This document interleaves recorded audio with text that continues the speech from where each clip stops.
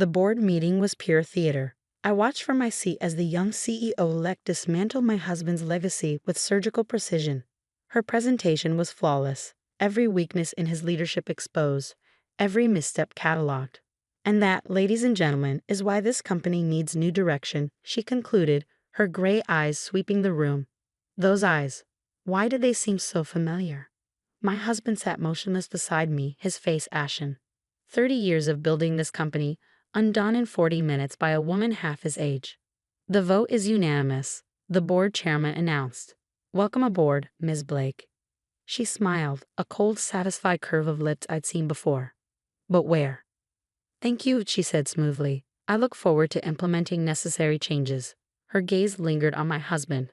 Some long overdue.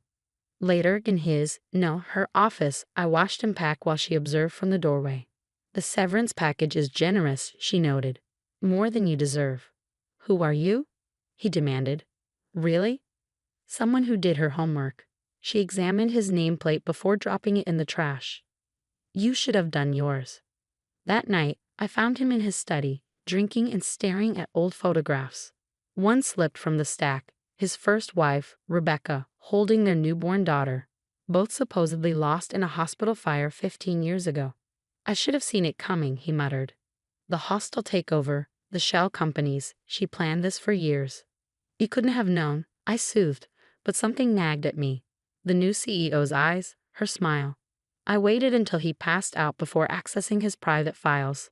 The official report was there. The fire, the bodies too damaged for visual identification, DNA tests confirming. DNA tests. I dug deeper, finding the original documents. The signatures looked perfect, too perfect. My hands shook as I compared them to other papers from that year. Identical. Not similar, identical. Someone had copied and pasted them. The photos from today's meeting filled my screen. Ms. Blake at the podium, her confident stance, those haunting eyes. I opened the family photo beside it. Rebecca holding her baby, both with the same striking gray eyes. Oh God, I whispered. The doorbell rang, making me jump. At this hour. Through the security camera, I saw her, Ms. Blake, still in her corporate armor. Mrs. Harrison, we need to talk. I glanced at my sleeping husband before opening the door. Come to fire the wife too. I tried to joke. No, she stepped inside, surveying our home with clinical interest. I came to thank you, actually, for being kind to him. He didn't deserve it. You're her, aren't you? The baby from the fire? She smiled. Rebecca's smile. There was no fire. Only a mother desperate enough to fake her death to save her child. From what? From becoming what he wanted. She trailed her fingers along the family photos, none showing his first family. A corporate puppet groomed from birth to inherit his empire. No choices, no freedom, no life of her own. My mind raced through the implications. Rebecca's alive. Retired now. She taught me everything. Business, strategy, patience. Then she let me choose. Walk away or take back what he stole. The company? My childhood. She turned those familiar eyes on me. Did you never wonder why there were no photos of his first family? Why he never talked about us? He said it was too painful. He said that about the nanny he fired for letting me take art classes. About the tutor who encouraged me to question things. About my mother when she finally had enough. I sank into a chair. Why tell me this? Because tomorrow the real changes begin. The board will discover his creative accounting, his offshore accounts, his systematic harassment of female employees. He'll blame you, of course. The devoted wife who handled his personal finances. I know. She pulled out a file. This proves your innocence, and your own separate accounts, the ones he doesn't know about. They'll remain untouched. I stared at her. You investigated me. Thoroughly. You're not like him. You tried to moderate his worst impulses, protect his employees. That's why I'm here, to offer you a choice. What choice? Stay and watch him fall, or take the settlement I'm offering and start fresh. Either way, you should know the truth. About what really happened 15 years ago. About why my mother ran. She placed a journal on the table. Read it. Then decide. The leather book felt heavy in my hands. Rebecca's diary. He's still my husband, I said quietly. So was he my father. But DNA doesn't excuse what he did. She moved toward the door. You have until tomorrow to decide. For what it's worth, I hope you choose freedom, like my mother did. After she left, I opened the diary with trembling fingers. Rebecca's elegant handwriting filled the pages, telling a story of control, manipulation, and finally desperate escape. He wants to make her a copy of himself. One entry read, "Today he threw away her drawings, saying art is for people too weak to lead. She's 6 years old, and he's already crushing her spirit." Another, "The boarding school interviews start tomorrow. He calls it early career preparation. She calls it prison. I can't let him lock her away." The final entry, "If you're reading this, we're gone. Dead, according to the records. But somewhere, my daughter is drawing again, creating instead of destroying, becoming herself instead of his reflection." I looked at the corporate papers on his desk, the family photos missing two crucial faces. How had I never questioned it? Upstairs, he snored on, oblivious to his past catching up at last. My phone buzzed, a message from an unknown number. "She would have spared you, but he'll sacrifice you to save himself. Like he sacrificed us. Choose wisely. Rebecca." Still protecting, still warning. I thought about the young CEO, raised in secret to be everything her father feared. Independent, powerful, unstoppable. The ultimate revenge wasn't destroying his company, it was becoming exactly what he didn't want her to be. A soft chime from my laptop, an email from Ms. Blake. The settlement offer was more than generous, enough to start over anywhere. I opened our safe, removing my private documents. Tomorrow, everything would change. His empire would crumble, his reputation shatter. And his daughter, risen from the ashes of a faked death, would finally reclaim her birthright. Not the company he built, but the freedom to destroy it. I packed a small bag, leaving the diary open on his desk. Let him wake to the truth, for once. On my way out, I paused at the family photo wall. So many pictures, none telling the real story. Tomorrow, his carefully crafted lies would burn. And from the flames, 3 women would emerge free: his ex-wife, his daughter, and now, his second wife. Sometimes the best revenge isn't destruction, it's resurrection. The next morning exploded with headlines. I watched from my hotel room as financial networks dissected my husband's downfall. Decades of hidden transactions exposed, evidence handed to authorities on a silver platter. Breaking news: Harrison Industries CEO faces federal investigation. My phone buzzed constantly, reporters, friends, his lawyers. I ignored them all except one message. "Turn on Channel 8. It's time you met my mother." The interview was already in progress.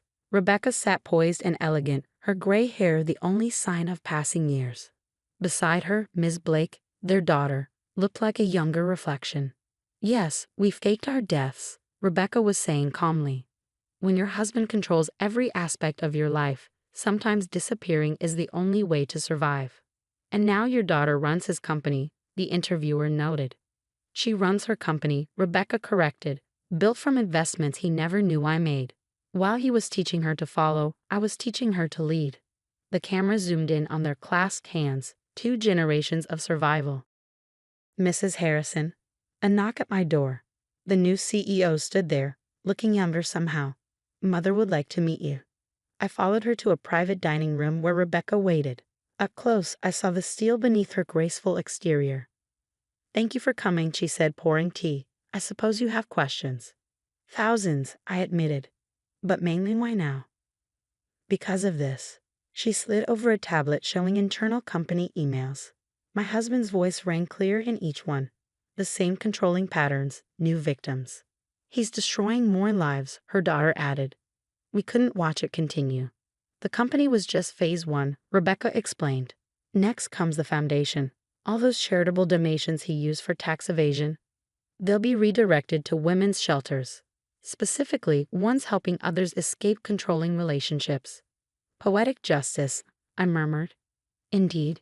She studied me carefully. "You know, he's already trying to blame you for the financial irregularities." "I expected that." "Which is why we protected you first," her daughter interjected. "Every account, every transaction. We have proof of his sole involvement." "Why help me?" "Because you tried to help others," Rebecca said softly. "The employees he wanted to fire, the projects he wanted to cut. You fought for them. Quietly, but still fighting. I should have fought harder. You survived, her daughter stated flatly. Sometimes that's enough. My phone buzzed, his name flashing. Rebecca raised an eyebrow. Speaker, please. I answered. Where are you? He demanded. The lawyers need you to sign statements about the accounts. Statements saying what? That you handled all personal finances. It's the only way to protect our assets. You mean protect yourself? I replied calmly. Don't be difficult, after everything I've given you.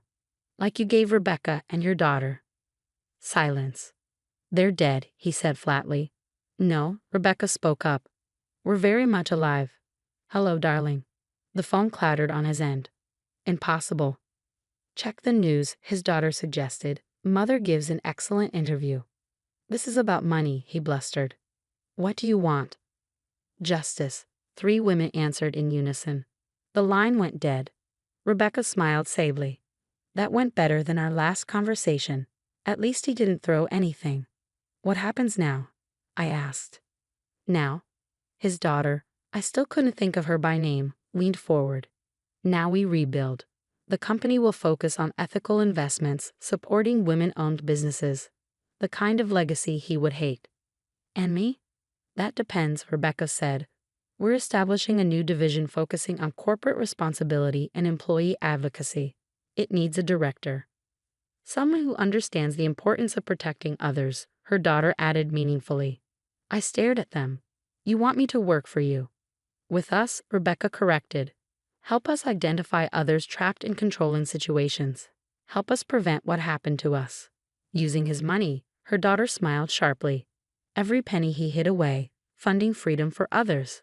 My phone buzzed again, his lawyer this time. They'll offer you immunity to testify against me, Rebecca warned. Probably, I agreed, declining the call. But I prefer justice to immunity. They both smiled, the same steel-edged smile that had dismantled an empire. Welcome to the family, Rebecca said softly. The real one. Later, watching the sun set over the city, I scrolled through messages from employees, thanking me for past help, offering support. I never realized how many lives I touched, trying to soften his hard edges. A new email arrived, security footage from his office. I watched him rage, throwing things, his carefully constructed world crumbling. Hard to watch. His daughter had returned. No, I realized. Hard to believe I ever feared him. Fear is his favorite weapon, along with shame, isolation, control. You learned all his tactics, only to dismantle them. She sat beside me. Mother wanted to wait longer, gather more evidence. But when I saw how he treated you, treated others, 15 years of planning felt long enough. Why didn't you just expose him immediately? Because true justice isn't just about punishment, it's about transformation, taking what he built through control and transforming it into something that helps others escape control. My phone chimed. Another news alert. His face being led into federal offices. Transformation, I echoed. Like daughter becoming CEO, wife becoming survivor, victim becoming victor. Exactly. She smiled. Rebecca's smile, but warmer somehow. Ready to help us transform more lives. I thought about all the women still trapped in gilded cages, all the lives still controlled by powerful men. Yes, I said firmly. Where do we start? We start, Rebecca said from the doorway, by telling our story. All of it, together. 3 women, linked by one man's cruelty, now united in purpose. Tomorrow we would begin transforming his legacy of control into a foundation of freedom. 6 months later, I stood at a podium facing a room full of survivors. The Foundation for Freedom, funded by my husband's hidden millions, had already helped hundreds of women escape controlling relationships. Control doesn't always leave visible bruises, I explained to the audience. Sometimes it's a tracked phone, a monitored bank account, a slow isolation from friends and family. In the front row, Rebecca nodded encouragingly. Behind her, her daughter, who now insisted I call her Emma, reviewed funding proposals for our newest initiative, Financial Independence Training for Survivors. Today, we're announcing a partnership with Harrison Industries' new leadership to provide job training and placement for survivors, I continued. Because economic freedom is true freedom. The irony wasn't lost on anyone, his own company, now helping women escape men like him. After the presentation, A young woman approached me, clutching her purse like a shield. My husband tracks everything, she whispered. Phone, car, credit cards. I can't even buy coffee without him knowing. Like this, Emma appeared, holding up a familiar tracking app, the same one her father had used on Rebecca. We have tech specialists who can help. The woman's eyes filled with tears. He says it's because he loves me. That's not love, Rebecca said gently. That's ownership, and you deserve better. Later in our weekly strategy meeting, we reviewed the foundation's progress. 57 women relocated this month, Emma reported. All with new jobs, secure housing, and untraceable accounts. The support groups are flourishing, Rebecca added. When women share their stories, they realize they're not alone. And him? I asked quietly. Emma smiled grimly, still claiming innocence, but with his assets frozen and evidence mounting, a plea deal looks likely. He's offered to testify against other executives, Rebecca noted. Apparently, he's not the only one with secrets. Speaking of secrets, Emma slid a folder across the table. Remember that private island he claimed was for corporate retreats? I opened the file, scanning the documents. It was a bolt hole, somewhere to hide assets, and himself if needed, Rebecca finished. We've converted it into a sanctuary, a safe place for women and children to rebuild their lives. The symmetry was perfect, his escape plan transformed into others' salvation. My phone buzzed with a familiar number. His lawyer again. He wants to meet, I told them. To explain everything. Are you going? Emma asked carefully. I thought about the young woman from earlier, about all the others still trapped in beautiful prisons. Yes, I decided. But not alone. The prison visiting room was stark under fluorescent lights. He'd aged years and months, his polished facade cracked. You've turned my own daughter against me, he accused as we sat down. No, Emma replied calmly. You did that yourself 15 years ago. I gave you everything. You tried to own us, Rebecca corrected. There's a difference. He turned to me, switching tactics. They've poisoned you against me. Everything I did was for our security, our future. Our future, I echoed. Or your control. You don't understand. We understand perfectly, Emma interrupted. Every transaction, every manipulation, every life you tried to own. That's why we're here. To gloat? To offer you a choice, Rebecca said. The same choice you never gave us. I placed a document on the table. Full confession, detailing everything. In exchange, the foundation helps other men like you change. Rehabilitation instead of just punishment, Emma explained.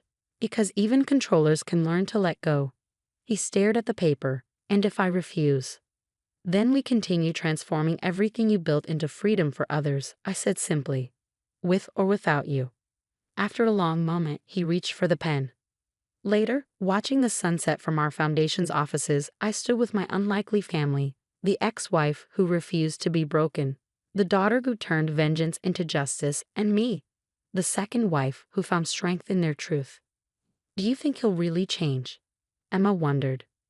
Perhaps, Rebecca mused, but that's not why we gave him the choice. Why then? To show that even after everything, we choose to be better than what he made us fear.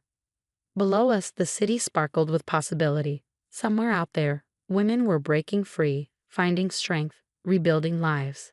And in a small way, we had all been rebuilt too, not as victims or survivors, but as architects of change. Ready for tomorrow? Emma asked, reviewing our next project. I smiled at my new family, these warriors disguised as women. Always, I said, there are still so many cages to open. Together we had transformed his legacy of control into a symphony of freedom. And that was the greatest victory of all. The first time I saw her was at the school's open house. I'd been running late, juggling my real estate business and Sarah's after-school activities when I walked into room 204. And there she was, older, with shorter hair, but unmistakably the same woman from my husband's wedding photos. Catherine Miller, now Miss Andrews, according to the cheerful nameplate on her desk. She froze mid-sentence when our eyes met, but recovered quickly. You must be Mrs. Parker. Sarah talks about you constantly. Miss Andrews, I managed to reply, my heart pounding. Lovely to meet you. We performed an elaborate dance of pretense throughout the evening, discussing Sarah's progress as if we were strangers. as if I hadn't spent hours studying her face in the photos David couldn't bring himself to take down. "Your daughter is incredibly gifted," she said professionally, "especially in creative writing." "Your husband's daughter," I wanted to say, but I just smiled and nodded. Later that night, I watched David help Sarah with her homework. "How's the new teacher?" he asked casually. "She's nice," Sarah beamed. "She tells the best stories about living in Europe." David didn't flinch. If he recognized his ex-wife's name on the school forms, he hadn't mentioned it.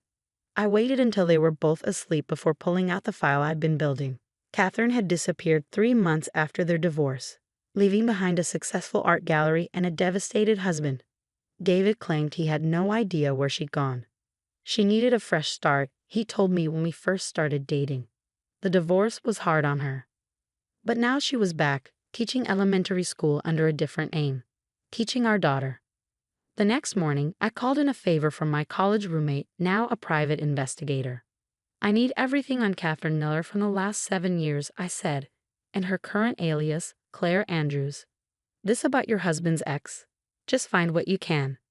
While I waited for answers, I observed.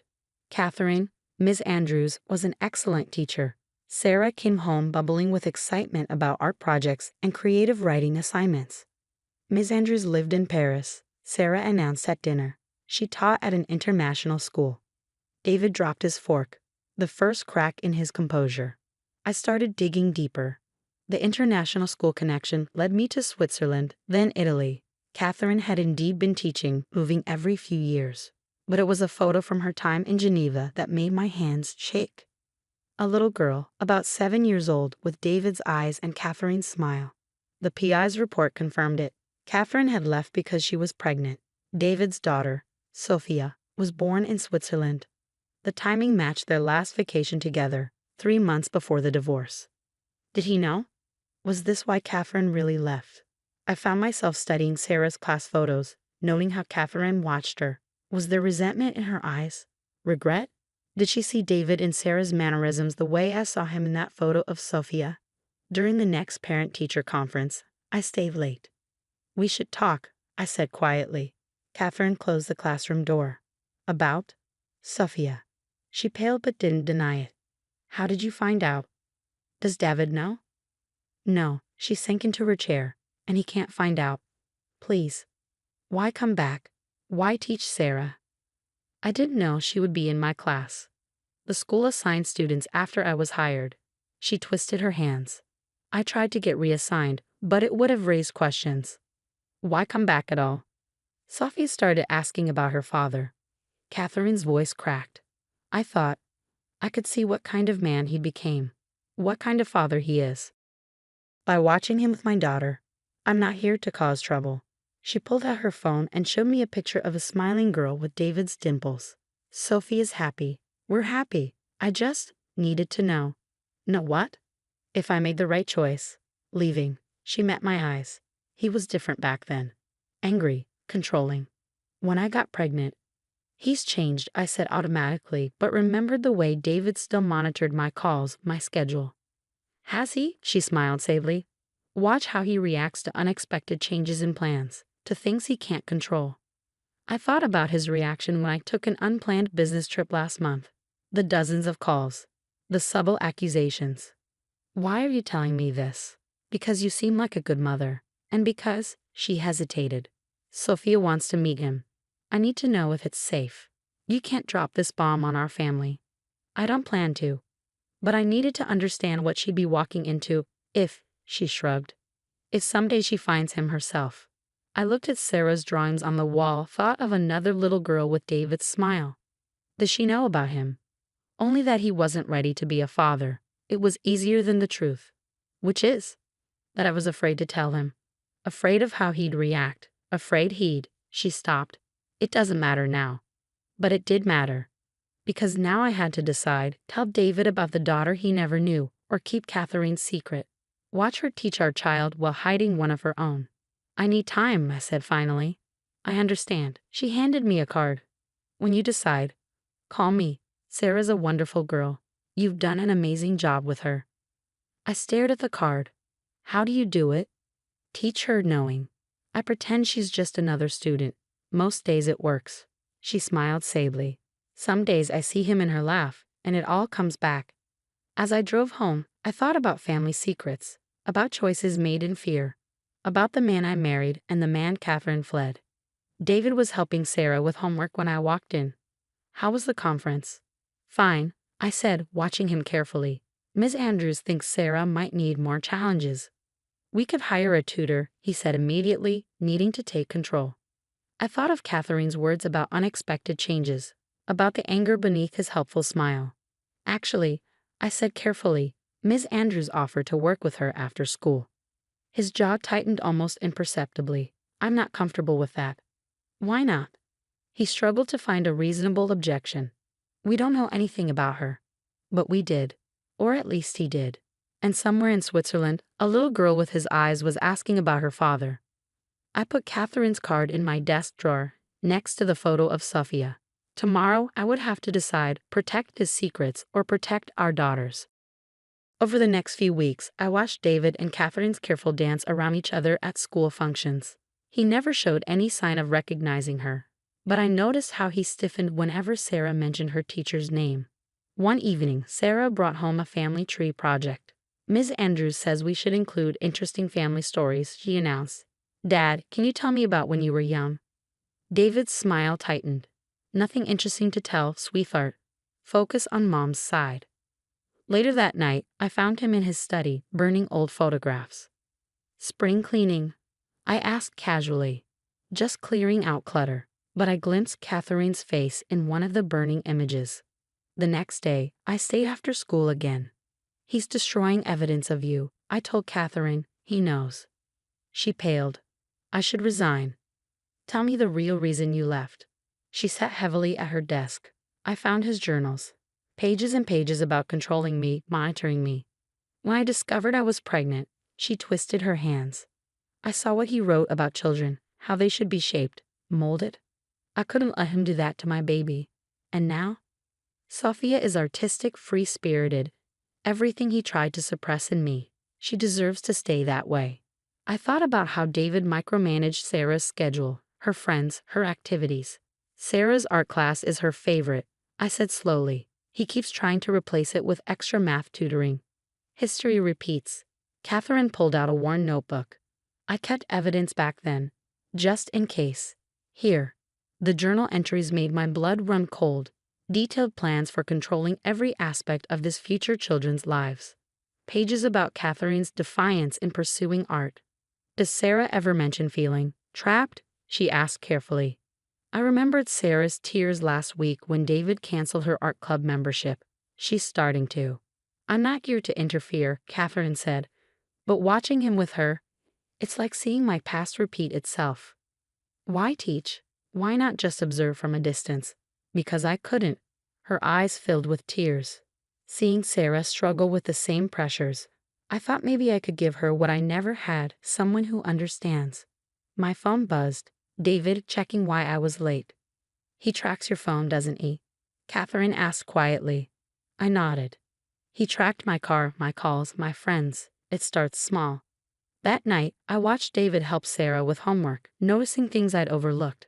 How he erased her answers to redo them the right way. How she looked to him for permission before speaking. Dad, Sarah asked hesitantly, can I join the school art show? Focus on your math competition, he said firmly. Art is just a hobby. I saw Catherine's words play out in real time. The next day, I made a decision. During Sarah's art class, I met Catherine at a cafe off campus. Tell me about Sophia, I said. Her face lit up as she pulled out photos. She's in advanced art classes, writes poetry. She's everything I hoped she'd be, growing up without. She trailed off. Without control, I finished. Yes, she studied me. You're seeing it now, aren't you? The patterns. Sarah's getting worse grades in his important subjects. Having anxiety attacks before his weekly tests. She's 10, and she's drowning. Like I was. Catherine touched a photo of Sophia painting, like she never had to be. What do you want, Catherine? I want Sophia to know her sister. I want Sarah to know there's another way to live. I'm not trying to destroy your marriage, but we need to protect our daughters. She nodded. Does Sophia ask about him? Sometimes. I told her he wasn't ready for children. Better than saying he would have tried to change everything about her. I made my second decision of the day. Help me help Sarah. Not just in class, but really help her. How? Be the teacher who shows her another path, like you're doing for Sophia. He'll notice. Let him. I straightened my shoulders. Maybe it's time someone challenged his control. That evening, Sarah showed me her latest art project, a vibrant, chaotic painting nothing like her usual careful work. Ms. Andrews said it's okay to make mistakes in art, she said, watching my reaction nervously. That sometimes mistakes make the best creations. David would hate it. It was perfect. It's beautiful, I said. How about we hang it in your room? Her smile was worth everything that would come next. Later, I found David adding more enrichment activities to Sarah's schedule. I'm signing her up for coding classes, he announced. 3 evenings a week. No, I said simply. He looked up startled. Excuse me? She's keeping her art classes, and the painting stays. She needs structure, guidance. She needs freedom to be herself. His face darkened, the look Catherine must have seen 7 years ago. I'm her father. I know what's best. Like you knew what was best for Catherine's baby. The words hung between us. His face went white. How long have you known? He whispered. Long enough to understand why she left. I met his eyes. Long enough to know I won't let Sarah's spirit be crushed the same way. He reached for his phone, probably to check my call history, track my movements. Sarah wants to join the art show, I continued. She's entering that painting you hate. And she's going to flourish, David, with or without your approval. You've been talking to Catherine. Not a question. No, I said calmly. I've been talking to Ms. Andrews, Sarah's talented art teacher, and I've been watching our daughter come alive in her class. The control in his face cracked, showing the fury beneath. We'll discuss this later, he said tightly. But we wouldn't, because tomorrow, Sarah would meet her art teacher for special after-school lessons, and someday when the time was right, she'd meet her sister too. I closed the door to his study, leaving him with his schedules and controls. In my purse, Catherine's journal held the truth he couldn't erase. Sometimes protecting your children means breaking the chains before they're formed. The art show became our turning point. Sarah's painting hung proudly among dozens of others, her name written boldly beneath it. Catherine had helped her develop her own style, free from David's influence. I watched him stare at the painting, his jaw clenched. But it was the signature that caught his attention. Sarah had signed it with a flourish identical to Sophia's in a photo Catherine had shown me. Genetics are fascinating, I said quietly beside him. How children inherit little things, even from parents they've never met. His hands trembled. Where is she?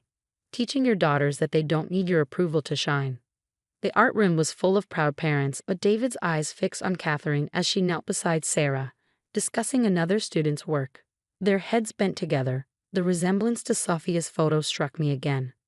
She's thriving, I told him. Both of them are. Both? Sophia paints too, writes poetry, everything you tried to suppress in Catherine. He started forward, but I caught his arm. Make a scene here, and everyone will know. About Catherine, about Sophia, about why your first wife really left. You're my wife, he hissed. You're supposed to be on my side.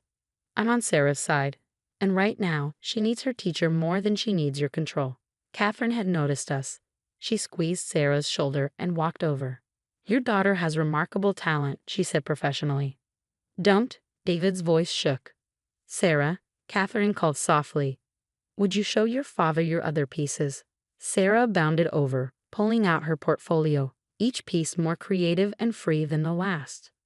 Ms. Andrews says art doesn't have to be perfect, she explained excitedly. It just has to be true. David stared at our daughter's glowing face, then at Catherine. You had no right, he whispered, to teach, or to protect. Catherine met his gaze.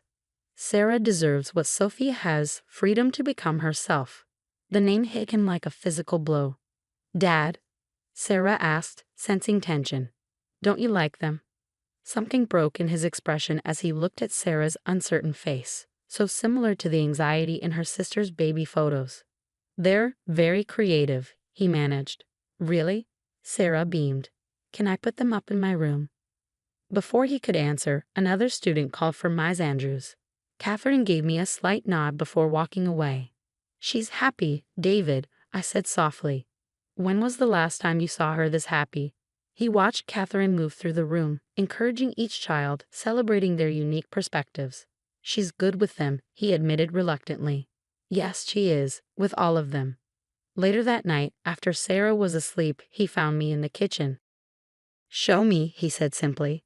I took out the photo of Sophia that Catherine had given me. He sank into a chair, tracing his daughter's face. She has your smile, I said gently. Why didn't she tell me? You know why. I placed Catherine's old journal beside the photo. But you can choose differently now. For Sarah, for Sophia, if she ever wants to know you. And if I don't change, then you'll lose them both. Some already have. He stared at the journal for a long time. The art show, he said finally. Sarah can enter. It was a small step, but a start. The next day, I met Catherine in her classroom. He knows, I told her, about everything. And he's trying. For Sarah's sake, at least. She nodded, pulling out a new photo. Sophia asked about him again. Not now, but someday maybe. Someday, I agreed. When he's earned it. We watched through the window as Sarah played at recess, laughing freely. Thank you, I said, for coming back. For teaching her there's another way. Thank you for letting me, she smiled sadly. Sometimes the best lessons come from our biggest fears. That evening, I found David adding something new to Sarah's schedule. Art classes at the community center. Ms. Andrews recommended them, he said quietly. Outside, Sarah was painting in the garden, her strokes bold and unrestrained. In Switzerland, her sister was probably doing the same. Sometimes healing comes in small brushstrokes and lessons learned through children's eyes. I should have known something was wrong when my daughter Lily disappeared during the wedding reception's main course. My husband was busy with best man duties, and I was searching everywhere for our little girl, who'd been so excited to be a flower girl despite her bright pink arm cast. Has anyone seen Lily? I asked, growing increasingly concerned as I moved between the elegantly decorated tables. Oh, your daughter. One of the bridesmaids touched my arm delicately. The bride had her moved to, alternative seating. My blood ran cold. Alternative seating? What does that mean? The bridesmaid shifted uncomfortably. Amanda said the pink cast was ruining all the reception photos. She had the wedding coordinator take her to the bathroom to finish her dinner. For the aesthetic, you know. I didn't know. I couldn't comprehend how anyone could banish a 4-year-old child, her own niece, to eat alone in a bathroom. But then again, I'd never fully understood my sister-in-law's obsession with her social media presence. I rushed to the venue's main bathroom, my heels clicking against the marble floors. When I pushed open a heavy door, the sound of quiet sobbing hit me like a physical blow. There was my baby girl sitting on the floor in her flower girl dress, her plate balanced precariously on her lap. Her pink cast, the result of a playground accident last week, stood out against the white tulle of her dress. Mommy, she whimpered, Auntie Amanda said I'm making her wedding ugly. Something in me snapped. Maybe it was seeing my daughter's tears, or maybe it was remembering all the times Amanda had prioritized her social media aesthetic over basic human decency. Like last month, when she visited the children's hospital where I worked as a nurse, supposedly to donate toys. Instead, she tore down the photo wall of cancer survivors because it clashed with her TikTok background. She got millions of views on that video, dancing in front of blank walls that used to hold pictures of brave children who fought for their lives. No one at the wedding knew about that incident. The hospital had kept it quiet to protect the children's privacy. But I had the security footage on my phone, waiting for the right moment. Come here, sweetheart, I said, helping Lily up and brushing off her dress. Let's go show Auntie Amanda what really makes something ugly. I carried Lily back to the reception hall, where Amanda was holding court at the head table, her white designer gown perfectly arranged for photos. My brother-in-law, caught up in his new wife's carefully curated world, barely glanced our way. What is she doing back in here? Amanda hissed as we approached. I was very clear about the seating arrangement. You mean the bathroom floor? I asked loudly enough for nearby guests to hear. That seating arrangement? A few heads turned. Amanda's picture-perfect smile faltered slightly. It's for the aesthetic, she said firmly. My social media followers expect a certain level of sophistication. A pink cast ruins the entire color scheme. Speaking of your social media, I said, reaching for the microphone the DJ had left on the nearby stand. I think your followers might be interested in seeing another side of their favorite influencer. Amanda's eyes widened as I connected my phone to the venue's display system, another detail she'd insisted on for her wedding slideshow. "What are you doing?" she demanded, rising from her seat. "Showing everyone your most recent viral content," I replied, pulling up the security footage. "The one you didn't post." The massive screen flickered to life, showing Amanda entering the children's cancer ward. The timestamp displayed last month's date. We all watched as she instructed her videographer to take down the photos of smiling children, kids who'd fought battles bigger than anyone in this reception hall could imagine. "Those pictures are hideous," Amanda's voice rang out clearly in the footage. "My followers don't want to see sick kids. Take them all down. We can put them back after I get my content." The footage continued, showing her dancing and posing in front of the blank walls while nurses protested in the background. In one corner of the frame, a small bald child watched his own picture being taken down, tears rolling down his face. The reception hall had gone completely silent. Every guest was staring at the screen, then at Amanda, whose face had turned an interesting shade of red. "Turn it off," she demanded. "This is my wedding day." "Like this was supposed to be Lily's special day as your flower girl?" I asked, gesturing to my daughter's tear-stained face. "Before you banished her to the bathroom for having a broken arm." "That's different," Amanda spluttered. "My social media presence is my career. I have 2 million followers. And now they'll all know what you did to those children's photos. How you made kids fighting cancer feel like they were too ugly for your aesthetic." My brother-in-law finally found his voice. "Amanda, tell me you didn't really." "They put the pictures back up," she protested. "It was just for a few videos." "A few videos that got millions of views," I said. "Views you earned by making sick children feel ashamed of their appearance, just like you made my daughter feel ashamed today." The murmuring among the guests grew louder. Several people were already pulling out their phones, no doubt searching for Amanda's social media accounts. "You're ruining my wedding," Amanda said through clenched teeth. I looked down at Lily, who was clutching my hand and staring at her aunt with confused, hurt eyes. "No, you ruined it yourself when you decided your Instagram aesthetic was more important than basic human kindness." "Those kids at the hospital," Lily said suddenly, her small voice carrying in a quiet room. "They were brave like me when I broke my arm. My cast is pink because pink is brave." Several guests wiped their eyes.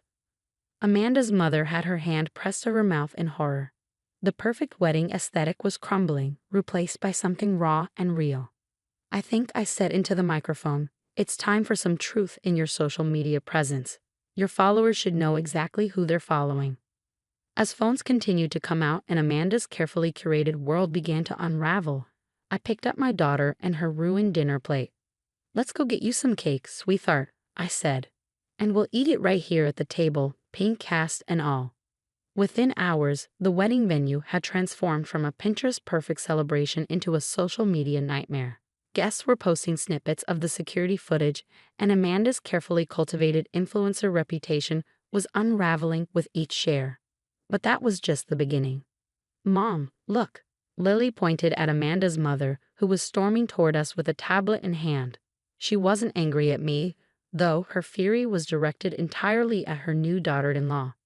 "Care to explain this?" She thrust the tablet at Amanda. On the screen was a fundraising page from 6 months ago, supposedly for children's cancer research. Amanda had raised over $50,000 from her followers.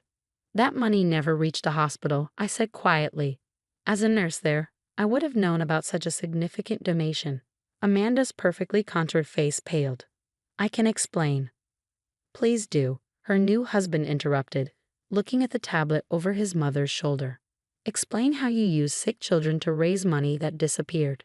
"The processing fees were high," Amanda stammered, "and organizing the fundraiser took so much time."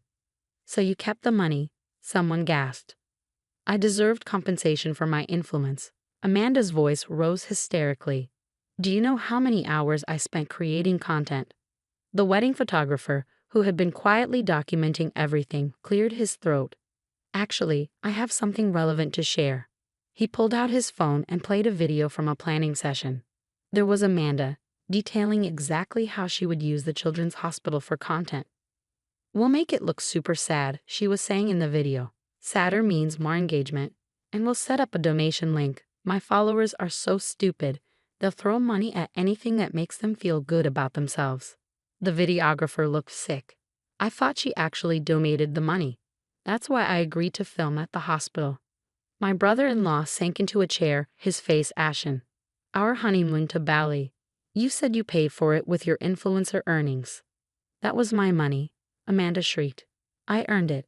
All those hours of planning, filming, editing." "Stealing," I corrected. "You stole from people who thought they were helping sick children." Lily tugged at my dress. "Mommy, is that why Auntie Amanda didn't want my cast in pictures? Because it reminds people of the hospital?" Before I could answer, another guest stood up, a lawyer, as it turned out.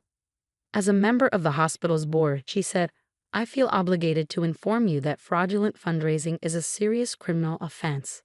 Amanda's picture-perfect facade cracked completely. "You don't understand. My followers expect a certain lifestyle. The perfect clothes, the perfect vacations, the perfect wedding. It all costs money."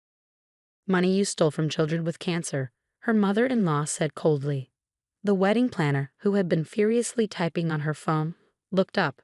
"The hospital story is trending. Your followers are finding all your fake fundraisers." There were others. Indeed, people around the room were discovering more. Fake fundraisers for animal shelters, disaster victims, homeless veterans. Amanda had built her influencer empire on a foundation of exploitation and theft. I had to maintain my image. Amanda was almost screaming now. Nobody wants to follow someone ordinary. I needed the designer clothes, the exotic trips, the bathroom dinner for a 4-year-old with a broken arm. I added quietly. My brother-in-law stood up slowly. "How much?" he asked. "How much did you steal in total?" Amanda's silence was damning. "Over $200,000, the lawyer announced, still scrolling through her phone. "According to these fundraising pages. The wedding cake, a towering masterpiece of white fondant and sugar flowers that had cost thousands, sat forgotten in a corner. Like everything else about Amanda, it was all for show, beautiful on the outside, hollow within." "I want an annulment," my brother-in-law said quietly. "And I want you to turn yourself in." "Turn myself in?" Amanda laughed hysterically. "Are you insane? This is all her fault." She pointed at me. "She ruined everything. My wedding, my reputation." "You ruined it yourself," I replied, "the moment you decided that your social media aesthetic was worth more than basic human decency." Lily, who had been quiet during all this, suddenly walked over to Amanda. With her uninjured hand, she reached into her flower girl basket and pulled out her last handful of rose petals. "These are for you, Auntie Amanda," she said, dropping them at her aunt's feet. "Because Mommy says even when people are mean, we should still be kind. But I don't want to be in your pictures anymore." It was this simple act of childish kindness that finally broke Amanda completely. She collapsed into her expensive chair, mascara streaming down her face, as police sirens became audible in the distance. The lawyer had made some calls. As officers entered the reception hall, Amanda made one last desperate attempt to salvage her image. She grabbed her phone and started recording. "My followers will never believe this," she said frantically. "I'll tell them it's all a lie, a setup for views. They'll believe me, they always believe me." The police officer gently took her phone. "Ma'am, you have the right to remain silent." As they led Amanda away, her white designer dress trading aesthetic for irony, Lily tugged at my dress again. "Mommy, can we go home now? My cast is itchy." I picked her up, careful of her injured arm. "Yes, baby, let's go home. And tomorrow, maybe we can make a real donation to the children's hospital." "With my own money from my piggy bank?" she asked proudly. "Yes," I smiled, watching as Amanda's perfect wedding dissolved into chaos behind us. Because that's what real influencers do. They help others, even if nobody is watching.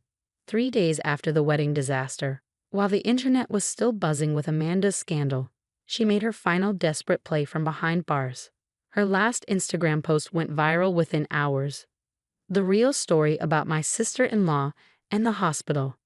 The post contained edited footage from the children's hospital, manipulated to make it look like I had helped her orchestrate the fake fundraisers. She'd been planning this backup all along, it seemed, keeping altered videos as insurance. My phone exploded with notifications. Her loyal followers, desperate to believe their favorite influencer was innocent, started harassing me online. Some even called the hospital, questioning my employment. But Amanda had made one crucial mistake. "Mrs. Thompson." A small voice called out as I entered the children's ward for my shift. It was Danny, one of our long-term patients who'd been there the day Amanda took down the photos. "I have something to show you." 10-year-old Danny, fighting leukemia but never losing his spirit, held up his tablet. He'd been learning video editing as part of his therapy and had recorded everything that day on his device. "I kept it because it made me sad," he explained. "But maybe it can help now." The unedited footage showed everything. Amanda's cruel comments, her explicit plans to deceive her followers, and most importantly, me and other staff members actively protesting her actions. "Danny," I said, hugging him carefully around his IV lines, "you're a hero." Within hours, Danny's video spread across social media, completely discrediting Amanda's accusations. But he wasn't done yet. "Can we make our own video?" he asked. "Show people what really happens here." That afternoon during my break, we recorded something beautiful. Danny went around the ward, interviewing young patients about their experiences. They showed off their artwork, their brave battle scars, their achievements. Lily even came after school, proudly displaying her pink cast now covered in signatures from her new friends in the ward. "This is what real content looks like," Danny declared in the final shot. "No filters, no lies, just hope." The video went viral for all the right reasons. Genuine donations started pouring in. Real influencers reached out, offering to help raise awareness without taking a penny for themselves. Amanda watched her last attempt at revenge backfire spectacularly from her jail cell. Her followers, finally seeing the truth, turned their support to Danny's honest portrayal of life in the children's ward. My brother-in-law, still reeling from the betrayal, channeled his pain into something positive. He donated all the wedding gifts to the hospital and started a foundation to monitor charitable fundraising by social media influencers. As for Lily, she had one last encounter with her aunt before the court proceedings began. We were leaving the hospital after visiting Danny when we ran into Amanda being escorted in handcuffs for her arraignment. "Your cast," Amanda said, staring at Lily's arm. It actually looks nice in the hospital pictures." Lily looked at her aunt, then at the children's ward where her new friends were. "It's not about looking nice," she said with 4-year-old wisdom. "It's about being nice." Amanda's carefully maintained facade crumbled completely. "I'm sorry," she whispered, but the words came too late. As we watched her being led away, Lily waved with her casted arm. "Mommy, can we go visit Danny again tomorrow? He's teaching me how to make real videos, not pretend ones." "Yes, baby," I smiled, realizing that sometimes the best influences come from the most unexpected places. Real is always better than perfect. In the end, Amanda's quest for the perfect aesthetic cost her everything: her freedom, her marriage, her followers. But in its place, something genuine bloomed. A community of support around the children's ward, led by a 10-year-old boy with a tablet and a 4-year-old girl with a pink cast. Their joint TikTok channel, Hospital Heroes, now has twice as many followers as Amanda ever did. But more importantly, every penny raised goes exactly where it should, to helping children fight their battles with style, strength, and absolutely no filters needed. Because sometimes the most beautiful pictures are the ones that show life exactly as it is: messy, imperfect, and absolutely real. I should have known better than to host Thanksgiving dinner for my husband's family. But after 5 years of marriage to James, I thought maybe, just maybe, I could finally prove myself worthy of the prestigious Anderson family name. I spent 3 days cooking, following my grandmother's cherished recipes while adding my own contemporary twists. The turkey was brined to perfection. The sides were elegant yet comforting, and my signature pumpkin bread pudding was made with the same love that had earned me a spot as head pastry chef at one of the city's top restaurants. But Richard Anderson IUI didn't see love. He saw a threat. "Well," he announced, pushing away his barely touched plate, "I suppose this is what happens when we let someone with your background handle a family tradition." The table fell silent. My husband squeezed my hand under the table but said nothing. a silence that hurt more than his father's words. My background. I asked quietly, though I knew exactly what he meant. Before culinary school, I'd waited tables at one of his many restaurants to pay my bills. Dear, not everyone understands the sophistication required for proper haute cuisine. Richard's second wife, Patricia, added with fake sympathy. This is more like food for the help. I watched as they pushed away plates of my grandmother's recipes, dishes that had once won her local cooking competitions, even if they weren't served on silver platters. But it was what happened next that pushed me over the edge. Richard spotted my recipe box on the kitchen counter, my grandmother's handwritten cards mixed with my own creations. As conversations resumed around the table, he casually walked over and dropped the entire box into the trash. For your own good, he said when he caught me watching. The Anderson family has standards to maintain, just like we did with Caroline's little collection. Caroline, his first wife, the woman no one in the family ever discussed. What Richard didn't know was that 2 weeks ago, while helping James clean out his childhood home's attic, I found something extraordinary. Caroline's hidden recipe book, along with letters and diary entries that told a story Richard Anderson Iowa never wanted revealed. You know what's interesting about standards? I said, standing up. They're often built on other people's foundations. Richard's face paled slightly. What are you implying? I walked to my purse and pulled out Caroline's worn leather-bound book. Funny thing about recipe books, they tell stories. Like how a small-town waitress's original recipes somehow became the foundation of a restaurant empire. Where did you get that? Richard's voice shook. The attic, along with Caroline's diaries. Fascinating reading, especially the parts about how you took her family recipes, claimed them as ancient Anderson traditions, and then discarded her once you had what you needed. Patricia looked between us, confusion crossing her perfectly arranged features. Richard, what is she talking about? Nothing, he snapped. She's talking about nothing. But I was already opening the book to a marked page. Your famous Anderson family bourbon glazed pork chops? That was Caroline's grandmother's recipe. The signature Anderson crab cakes that built your first restaurant? Caroline's creation from her days waiting tables in Maryland. James stood up. Dad, what's going on? The Anderson Restaurant Group's entire original menu, I continued, came from the woman you called too common for your family name. The woman whose recipes you stole before divorcing her and forcing her to sign an NDA. That's enough. Richard slammed his hand on the table. Is it? Because Caroline's diaries tell quite a story. How you married a pretty young waitress, convinced her to share her family's recipes, and then discarded her once you had them all documented. How you threatened to ruin her if she ever told anyone the truth. The room was dead silent now. Even Patricia, who'd always treated me like something stuck to her designer heel, looked stunned. Those recipes built your first successful restaurant, I said. The one that launched everything else. And now you stand there, calling my food low class, while your entire empire was built on a small-town waitress's creativity. You have no proof, Richard sputtered, but his face had gone from pale to ashen. I pulled out my phone. Actually, I do. I found Caroline last week. She's a chef instructor now, teaching at a community college. We had quite an interesting conversation about recipe development and the statute of limitations on fraud. Richard lunged for the recipe book, but I stepped back. Careful, I warned. You wouldn't want to appear common by making a scene. Those recipes are Anderson family property, he hissed. No, I corrected. They're the property of the people who created them. Just like my grandmother's recipes belong to me, not your trash can. James finally found his voice. All these years you said our family recipes went back generations. That we were descended from European chefs. Your father's great culinary heritage, I said gently, came from a woman who worked 60-hour weeks waiting tables to support her younger siblings. A woman who loved cooking so much she created her own recipes between shifts. Sound familiar? The parallel to my own story hung in the air. You'll destroy everything, Richard warned. The brand, the reputation. No, I interrupted.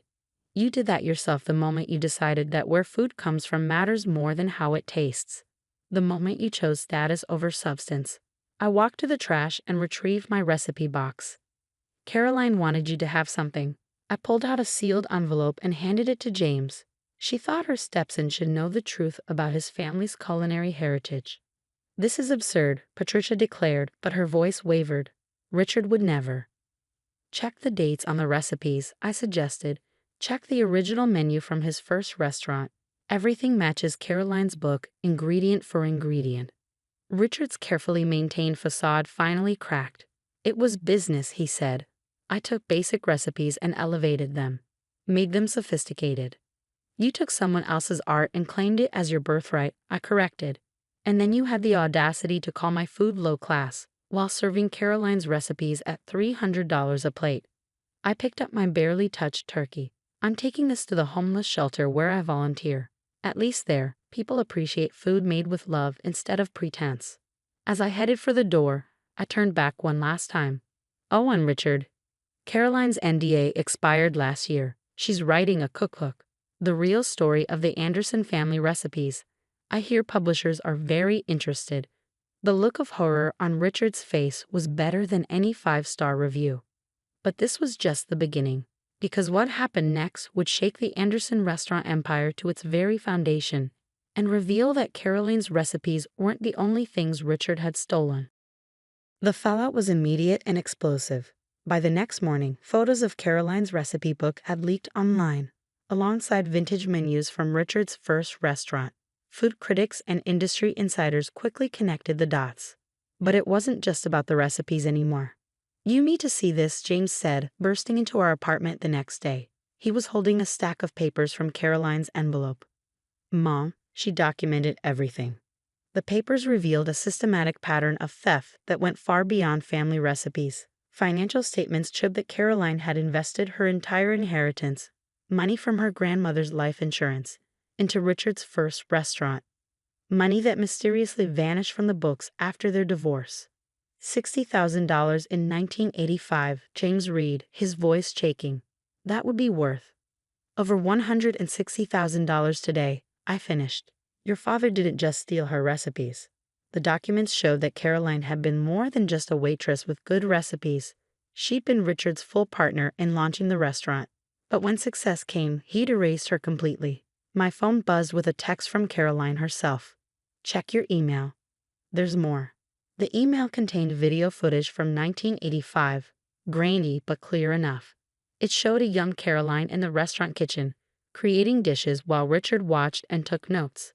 In one clip, she was teaching him how to properly sear scallops, the very technique he'd later claimed was passed down through generations of Anderson men. "Dad built his whole image on being the self-made culinary genius," James said quietly. "But he was just taking notes." "Taking notes and taking credit," I corrected. Patricia, it turned out, had her own revelation to share. She showed up at our door that evening, clutching a glass of wine and looking decidedly less polished than usual. "I found these in his study," she said, dropping a folder on our coffee table. "Letters from other chefs, small restaurant owners, people who claimed he stole their concepts, their techniques. He threatened them all with lawsuits, I guessed." Patricia nodded. "He told me they were just jealous of his success." I believed him, she laughed bitterly. I believed everything. The food industry was ruthless, and Richard had played the game masterfully. He'd taken ideas from smaller restaurants, replicated them with high-end ingredients, and claimed them as Anderson innovations. When the original creators protested, his lawyers buried them in paperwork. But Caroline had been different. She'd been his wife, his partner, and she kept proof. The media was having a field day. Food blogs were running side-by-side comparisons of Caroline's original recipes and Richard's signature dishes. The only real differences were the prices and the pretense. Then came the video that broke everything wide open. One of Richard's former sous chefs posted footage from 1986, just after Caroline had been forced out. It showed Richard in a rage, throwing out all the handwritten recipes Caroline had created for the kitchen staff, replacing them with printed cards bearing the Anderson family crest. "From now on," he shouted in the video, "these are Anderson family traditions. Anyone who says different is fired." The chef who posted it included his own statement. "I watched him destroy that woman's legacy. It's time for the truth." Other former employees started coming forward. Servers who remembered Caroline teaching them about wine pairings, line cooks who learned her techniques. Even the original dishwasher spoke up about how Caroline would feed the staff her new recipe trials. While Richard complained about wasting good ingredients on the help, Richard's carefully constructed world was crumbling, and he knew exactly who to blame. "This is your fault," he snarled when he showed up at our apartment unannounced. "You and your working-class vendetta against success." I looked at this man who'd spent decades building an empire on stolen dreams, who tried to throw away my own family recipes just like he'd thrown away Caroline's, and I felt nothing but pity. "No," I said calmly. "This is about honesty, something you wouldn't recognize if it was printed on a menu. I made those recipes better," he insisted. "I elevated them." "You didn't elevate anything," James interrupted, standing beside me. "You just added truffles and raised the prices." Richard turned to his son, desperation cracking his pompous facade. "Everything I did was to build something for you, a legacy." "A legacy of lies," James replied. "And now I have to decide what to do with it." Because that was the real crisis facing the Anderson Restaurant Group. James, as the primary heir and current executive chef of their flagship restaurant, had to choose: continue his father's charade or rebuild with truth as the main ingredient. The decision, as it turned out, wouldn't be entirely his to make, because Caroline wasn't just writing a cookbook. She was coming home, and she was bringing with her a surprise that would force every member of the Anderson family to reconsider the true meaning of legacy. "Your mother wants to meet for dinner," James said after Richard stormed out. "At her old diner." I smiled, thinking of my rescued recipe box and the love poured into every handwritten card. "Should I bring my grandmother's pumpkin bread pudding?" "Actually," James grinned, "she wants you to teach her how to make it." Said it's time for some new family traditions. But none of us could have predicted what Caroline would reveal over coffee and dessert. A secret that would change everything we thought we knew about the Anderson family. The diner looked exactly like the photos in Caroline's recipe book. A classic American institution with chrome fixtures and vinyl booths. Caroline was already there when we arrived, sitting in what she told us was her old section, a stack of papers beside her coffee cup. But she wasn't alone. "I'd like you to meet someone," Caroline said, gesturing to the young man beside her. "This is Michael, my son, your brother James." The coffee cup in James's hand clattered against its saucer. "What?" Michael, who looked to be in his early 30s, had Caroline's kind eyes and unmistakably the Anderson nose. "Richard didn't just take my recipes and my money," Caroline said quietly. "He took my chance to tell my son about his brother." The story spilled out over plates of diner pie.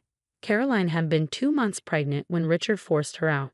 He threatened to destroy her completely if she ever tried to claim the baby was his. Young, scared, and broke after Richard drained their accounts, she left town to start over. "I wanted to tell you so many times," Caroline told James. "But Richard's lawyers made it clear, if I ever contacted you, he'd make sure I lost everything, including Michael."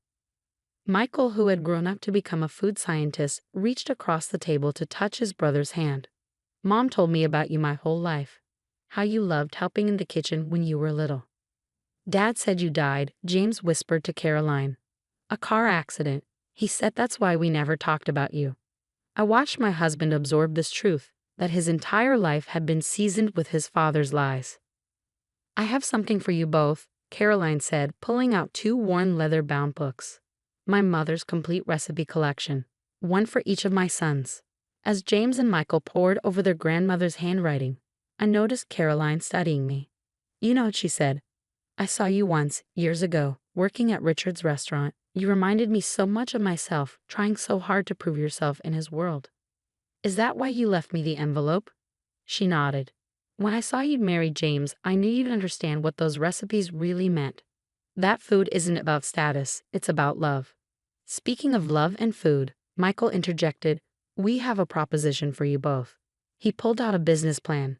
Michael had been working on developing a line of artisanal food products, combining traditional recipes with modern nutrition science. He needed partners who understood both innovation and tradition. "We want to launch a new brand," Caroline explained, using my original recipes, James's fine dining experience, and Michael's scientific expertise. "But most importantly," she smiled at me, "we want your creativity. Your grandmother's recipes deserve to be shared too." "Anderson family classics?" I read from the proposal. "No," James said firmly. "Caroline's Kitchen. It's time for the real family name to be on the door." Over the next hour, we planned a future built on truth instead of pretense. A food company that would honor tradition while embracing innovation.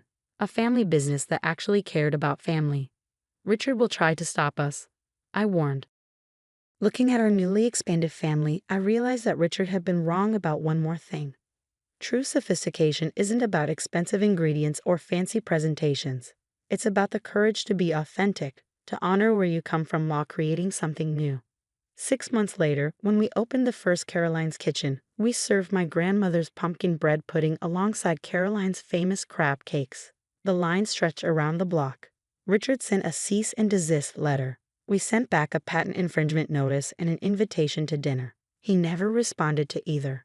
But sometimes, on quiet evenings, I see him standing outside the restaurant, watching families share meals made from recipes written with love instead of pretense. And I always save him a slice of bread pudding, just in case he finally learns that the best family traditions are the ones that make room for everyone at the table. The Mediterranean breeze carried the scent of jasmine as I watched my daughter, Emma, carefully arranging her handmade place cards on the reception tables. Each card featured delicate watercolor flowers she painted herself, a skill she'd inherited from her late father. At 7, she had his artistic touch, and unfortunately for my sister-in-law Diane, my patience for perfectly timed revenge. What is that child doing?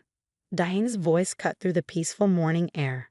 She stood in her white silk robe, her professional blowout already perfectly styled for her wedding day. Those are not the place cards we ordered from Paris.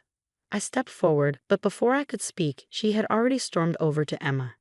"Oh, you must be from the staff's children," Diane said, her voice dripping with false sweetness. "How charitable of them to bring you along. But we can't have you playing with the decorations. Why don't you run along to the kitchen? I'm sure they have some dishes you can wash." Emma's lower lip trembled. "But Aunt Diane, it's me, Emma. I made these for your wedding." "Aunt?" Diane laughed, the sound sharp enough to draw attention from her bridesmaids nearby.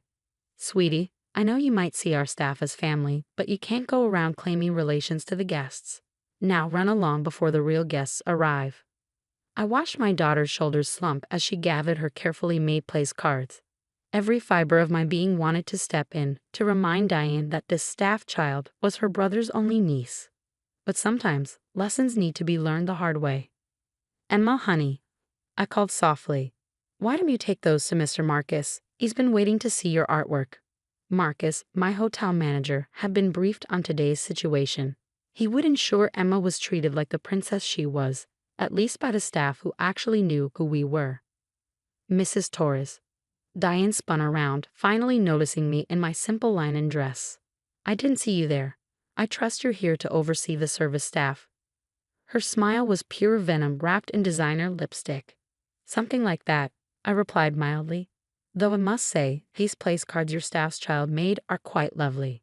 "Please," he scoffed. "This is a 5-star resort wedding. Everything must be perfect. Speaking of which, I noticed you're not dressed for your position. All staff must wear the proper uniforms." I glanced down at my dress, a handmade piece that cost more than Diane's entire wedding budget. Not that she needed to know that yet. "Oh, don't worry about me. I have my own dress code exemption." "Exemption? From whom?" Her perfectly threaded eyebrows drew together. "Management," I smiled. "Now, about the breakfast service. Yes, well, ensure everything is perfect, and keep that little girl out of sight. I won't have some maid's daughter ruining my photos." I watched her flounce away, barking orders at her actual wedding planner about the imported roses not being the exact shade of blush she had demanded. Throughout the morning, I observed as Diane's true colors painted themselves across her perfect wedding canvas. She made 3 servers cry over the temperature of the champagne. She demanded the beach be swept again because she saw a single seashell out of place. And every time she spotted Emma, she loudly reminded everyone within earshot that the help should keep their children under control. My brother James, Diane's soon-to-be husband, was conspicuously absent during these displays. He was probably hiding in his suite, avoiding the chaos his fiancée was creating. He had always been conflict-averse, which was exactly how Diane had managed to wedge herself into our lives 3 years ago. "Mrs. Torres," Marcus approached discreetly. "Everything is arranged as you requested, though I must inform you that the bride has just demanded we replace all the breakfast pastries. Apparently, they're not French enough." I nodded, watching Diane berate a young server for daring to suggest their croissants were actually from an award-winning local bakery. Let her make her demands, Marcus. Document everything. And your daughter? He asked softly.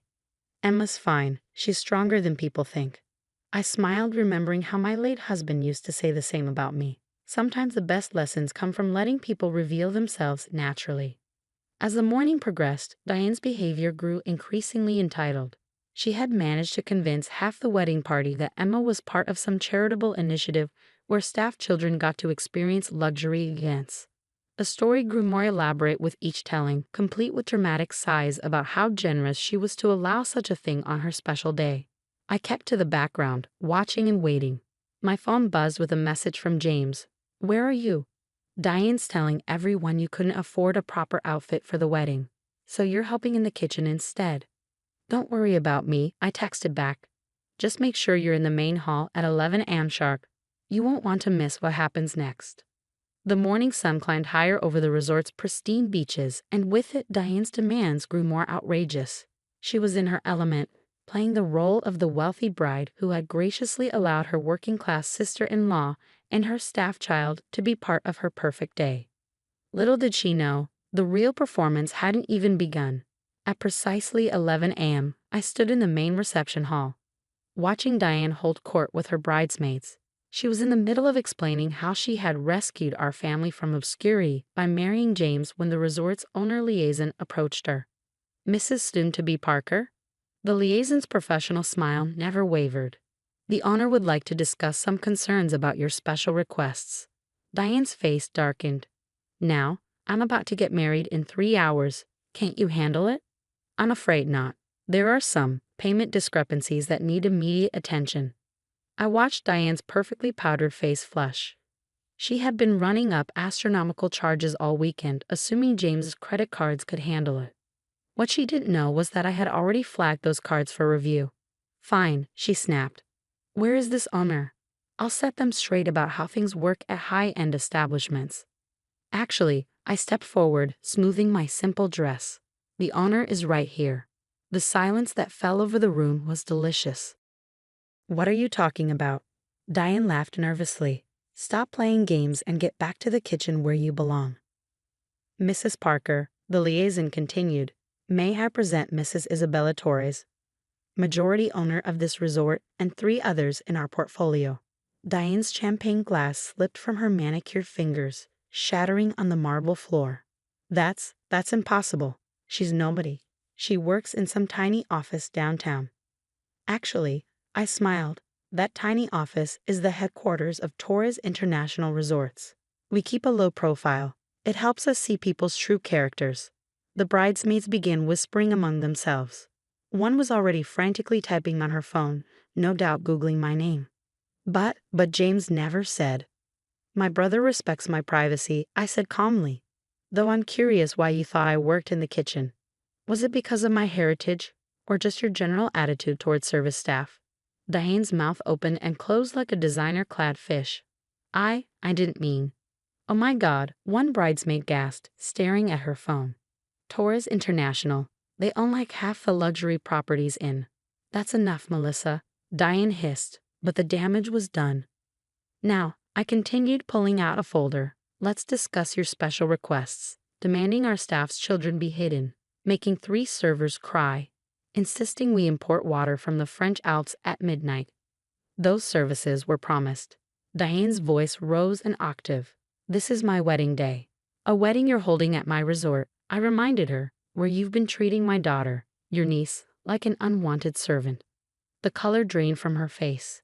Emma is, but you said you were just I never said anything, I corrected her.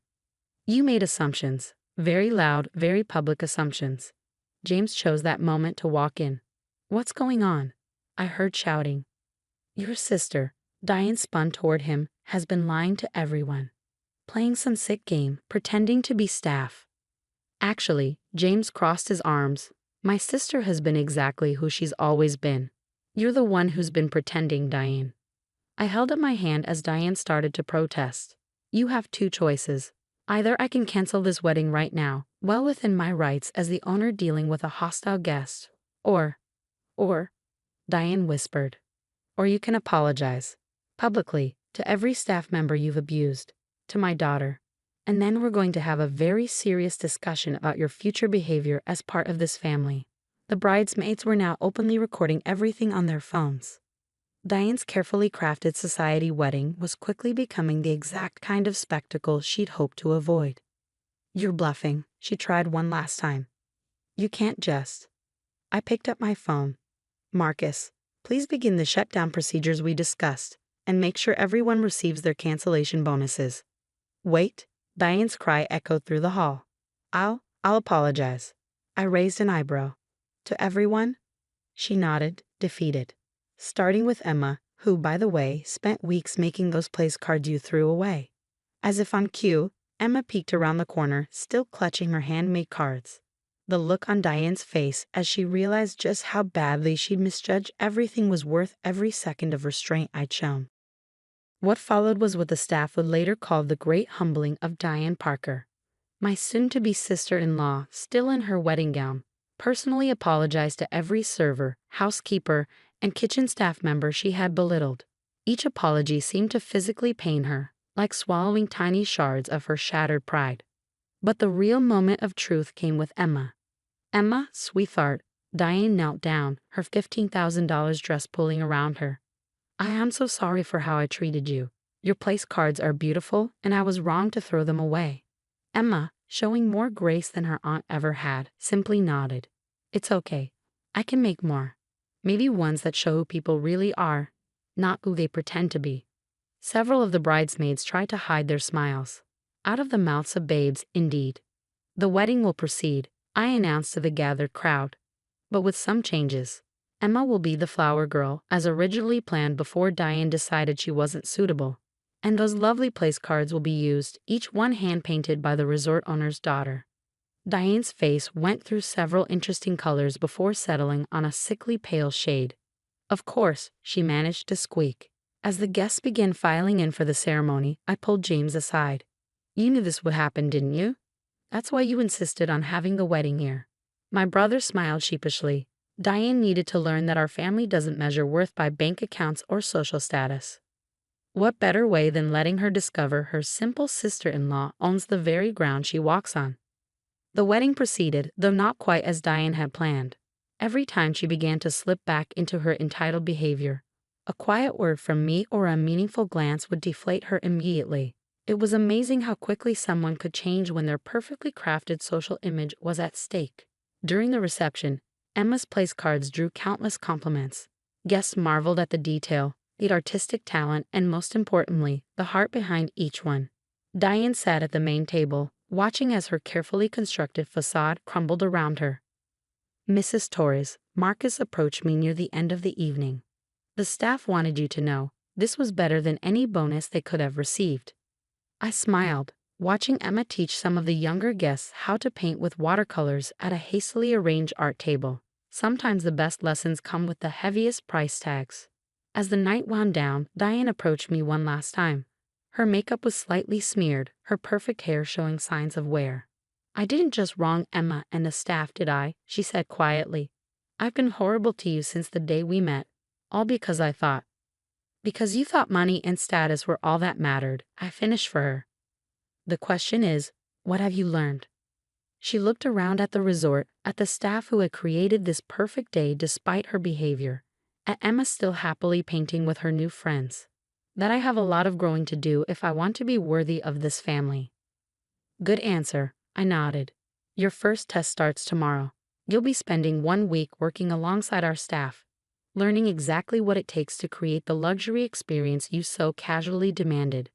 But our honeymoon has been rescheduled. James appeared beside her. Consider this your first marriage lesson, honey.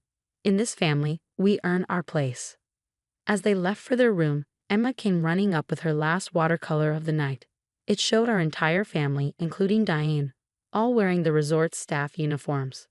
Look, Mom, I painted Aunt Diane's future. I hugged my daughter close, remembering another young girl who once started at the bottom of a resort, dreaming of more. Sometimes, sweetie, the best revenge isn't showing people how powerful you are.